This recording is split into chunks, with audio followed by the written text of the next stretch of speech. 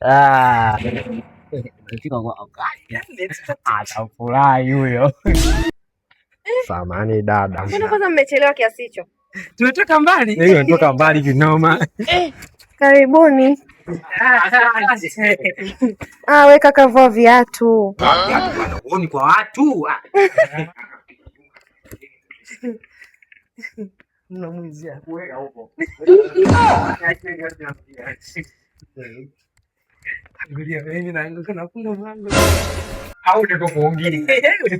Wewe. Sasa na shida, taa yangu hii ni mbovu hapa. Ile pale ni nzima, hii ni mbovu. Kwa hiyo nataka mnitengenezee. Mimi hapa naingia kuoga na waacha muendelee. Haina shida. Tunaomba nani? Kama kuna kabisibisi. Yaani nyinyi mafundi mmekuja hamna vitendea kazi jamani? Hamna, tumekuja navyo kijiko mpaka kijiko. Viko huko mko. Nimeiona, haina shida. Haina shida. Naombeni mnitengenezee taa yangu. Haina shida. Sasa ile taa. Alikuwa anakupana. Leo kazi ipo. Wewe. Sasa ndo fundi mkuu. Ndio. Ule elimu kidogo ninako. Unako.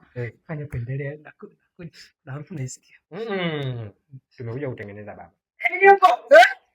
Alipangalo Mungu hawezi kulipangua. Aya. Mungu angekuwa anahitaji vyeti, mimi naona ningekuwa mwisho. Sababu sijui kusoma na kuandika. Tamam. Wewe sasa ndio fundi mkuu. Wewe sasa ndio fundi mkuu. Mtume, kumekatazwa. Kuna